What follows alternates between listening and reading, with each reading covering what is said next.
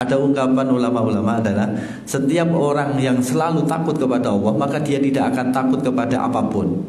Tetapi kalau orang itu tidak takut kepada Allah, ya dia akan takut kepada apapun.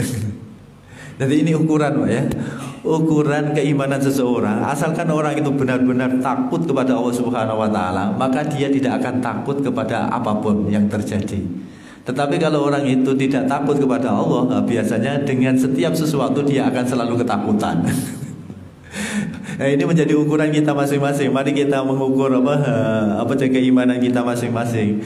Kalau kita masih selalu takut kepada corona, berarti ketakutan kita kepada Allah begitu sangat lemah. Kalau kita takutnya kepada Allah begitu kuat, maka kita tidak akan takut kepada corona.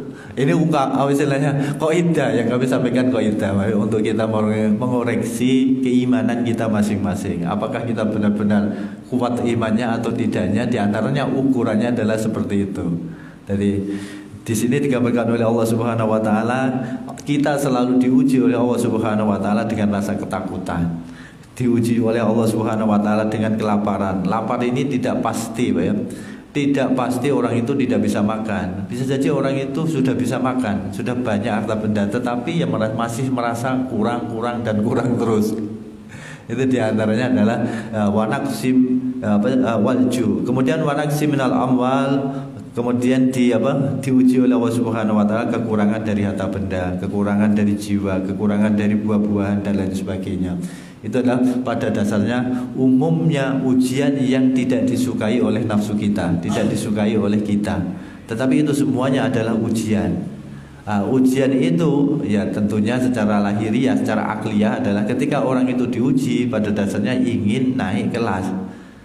Ketika Allah menginginkan umatnya ataupun orang Islam, orang mukmin itu naik kelas, ya diuji terlebih dahulu. Kalau dia lulus ujian, dia akan naik kelas, dia akan naik derajatnya. Tetapi kalau dia tidak lulus dalam ujian, ya tentunya masih tetap tinggal di situ. Wa basyiris sabirin, berilah kabar gembira wahai Muhammad bagi orang-orang yang sabar. Orang-orang yang sabar itu adalah ketika dia mendapatkan suatu musibah, dia selalu berikrar, mereka selalu merasa meresapi bahwa kita semua adalah milik Allah dan juga pasti akan kembali kepada Allah. Inna lillahi wa inna ilaihi raji'un.